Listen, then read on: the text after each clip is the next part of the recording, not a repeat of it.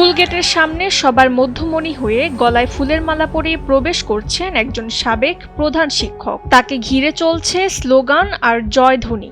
কিন্তু এই আনন্দ মিছিলের পেছনের দৃশ্যটা বেশ আতঙ্কজনক। অভিযোগ উঠেছে, একদল কিশোর গ্যাংয়ের সাথে শোডাউন দিয়ে স্কুলের স্বাভাবিক পরিবেশ নষ্ট করছিলেন স্কুলটির সাবেক প্রধান শিক্ষক। চাঞ্চল্যকর এই ঘটনাটি ঘটেছে কুমিল্লা মডার্ন হাই স্কুলে। দীর্ঘ ১৯ মাস পর সাবেক প্রধান শিক্ষক AKM আক্তার হোসেন জেলা প্রশাসকের একটি চিঠির সূত্র ধরে পুনরায় দায়িত্ব নিতে আসেন। তবে তিনি একা আসেননি। অভিযোগ উঠেছে, চিহ্নিত কিশোর গ্যাং লিডার তানজিম আব্দুল্লাহর নেতৃত্বে বাহিনী নিয়ে তিনি স্কুলে প্রবেশ করেন। ভিডিও ফুটেজে দেখা যায়, শত শত বহিরাগত কিশোরের এই মিছিল স্কুলের শিক্ষার পরিবেশকে রীতিমতো হুমকির মুখে ফেলে দেয়। বলতেছে বাইরে কিছু বহিরাগত ছেলেপেলে আছে, ওরা আমাদের স্কুলের যে আমাদের ড্রেস পরা বাচ্চাদেরকে ভিতরে ঢুকতে দিচ্ছে না। এমন সময় হঠাৎ আমার টিচার আসছে, বলতেছে যে হেড স্যার তো আসছে।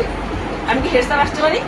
তো হেড স্যারের সাথে পুলিশ আসছে ৩ জন আর বহিরাগত কিছু ছেলেপেলে আসছে। আমি কি হেড স্যার আসছে? কে বলছে ওনাকে আজকে জয়েন করতে? এটা থেকে চিঠিতে কোথাও লেখা আছে? আমি তো না স্যার, চিঠিতে তো লেখা নাই ওনার আজকে জয়েন করার কথা। যখন সাধারণ শিক্ষক ও শিক্ষার্থীরা এই বহিরাগতদের স্কুলে ঢুকতে বাধা দেয়, তখনই শুরু হয় ধাওয়া পাল্টা ধাওয়া। কিশোর গ্যাংয়ের সদস্যরা শিক্ষার্থীদের উপর চড়াও হওয়ার চেষ্টা করে এবং হুমকি দেয়।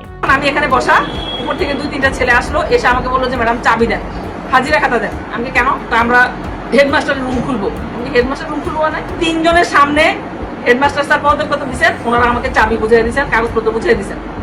এই প্রক্রিয়া। এখন আমি যদি আবার এটা হস্তান্তর করি, সেম প্রক্রিয়া হবে।